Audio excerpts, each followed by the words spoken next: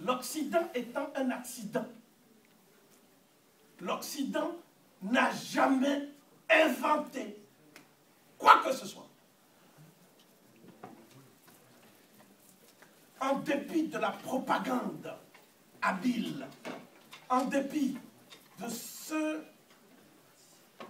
cette façon de montrer dans le monde entier qu'on est ce qu'on n'est pas et qu'on n'est pas ce qu'on croit être.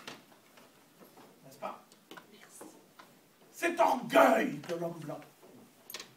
Eh bien, il se trouve précisément que l'Occident n'a rien inventé. La preuve, c'est que tous les vestiges dont nous parlons, la pyramide, tout ça, vous ne les trouvez jamais dans la partie septentrionale du globe. Vous trouvez des endroits fictifs où on dit que c'est le village du Père Noël. Mais moi, je parle de pyramides, n'est-ce pas? Je parle de choses très sérieuses, n'est-ce pas? Je ne parle pas du Père Noël qui traîne dans la neige avec je ne sais quelle étrenne et qui a le don de se doubler, il est dans toutes les cheminées en même temps, à partir de minuit. Je ne parle pas de ça. Je parle de pyramides. Vous comprenez?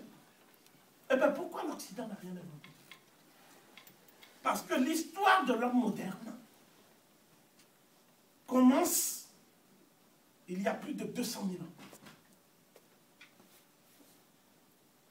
Et que toutes les inventions qui sont à la base de la civilisation humaine, depuis que l'homme au moderne a émergé, toutes les inventions étaient acquises avant moins 50 000. En d'autres termes, si vous voulez me demander quels sont les plus anciens vestiges de l'art, je vous montre Blombos. Blombos se trouve en Afrique, et très précisément en Afrique du Sud, et nulle part ailleurs. On ergote sur les dates. On dit moins 70 000. Mais en fait, les datations montrent que nous sommes vers 75 000 à 80 000. Si vous me demandez les mathématiques, je vous montre des vestiges qui remontent à moins 60 000. Vous me demandez l'astronomie, je vous montre des vestiges, c'est-à-dire des documents rupestres où vous voyez des hommes qui sont en train d'interroger et de toucher des étoiles par une visée. Ça s'appelle la visée astrale. Nous sommes en moins 70 000. Or, pourquoi on fait les mathématiques? On fait les mathématiques parce que l'homme a besoin de délimiter l'espace. Et en délimitant l'espace, quand il y a des phénomènes naturels comme les crues du Nil, les propriétés, il faut les délimiter selon le cadastre et selon un certain nombre de choses. L'art de délimiter les propriétés avec des instruments de mesure s'appelle la géométrie. Et c'est la géométrie qui est à la base de la science mathématique. Lorsque vous voulez vous déplacer, parce que aux sources du Nil, la densité augmentant, la population a besoin de se déplacer pour aller vers d'autres points d'eau, se fixer. Pour se déplacer, il n'y a pas meilleure chose que de suivre les étoiles fixes. En suivant les étoiles fixes, on arrive à avoir des cycles temporels que vous allez appeler le mois. Mais le fait est que ceux qui ont fait ça pour la première fois, il y a 70 000 ans, ils ne connaissaient que 3 saisons. La saison sèche, la saison des pluies et la saison de transition que certains appellent l'hivernage, comme en Afrique tropicale. Donc ça veut dire qu'ils étaient originaires d'Afrique tropicale si leur calendrier était régulé sur ce cycle-là. Parce qu'ils ne connaissaient pas l'automne, ils ne connaissaient pas l'hiver boréal, ils ne connaissaient pas tout ça. Or, quand vous dites invention, une invention ne peut se faire qu'une seule fois. On ne peut pas inventer la machine à vapeur 1000 fois.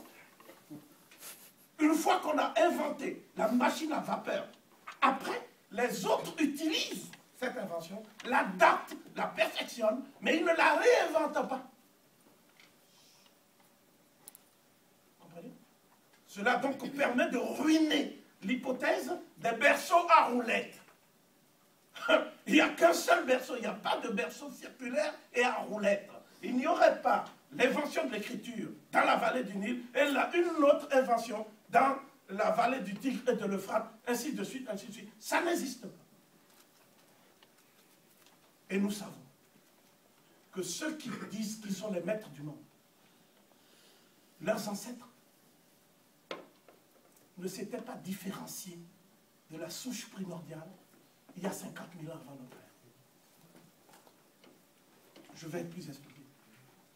Nous savons, et ils le savent mieux que nous, parce qu'ils détiennent tous les éléments qui permettent de trancher la question, que leurs ancêtres n'étaient pas sur Terre au moment où toutes les inventions étaient faites.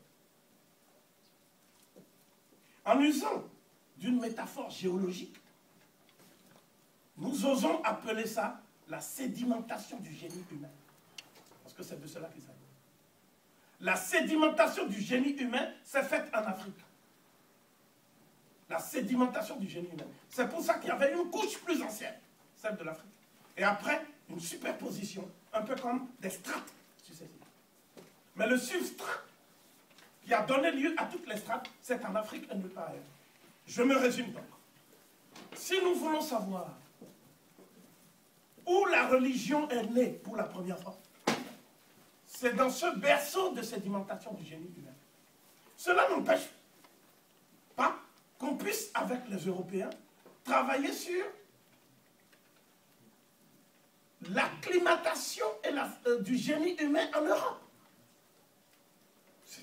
C'est faisable. Mais si l'Europe n'a pas été précoce, ce n'était pas parce que les Blancs n'avaient pas des dispositions intellectuelles égales à celles du Noir, puisqu'il s'agit de la même espèce humaine. C'est parce que les conditions climatiques ne le permettaient pas. L'Europe était sous les glaces. Si les mêmes conditions s'étaient réunies en Afrique, l'Afrique aurait eu un retard.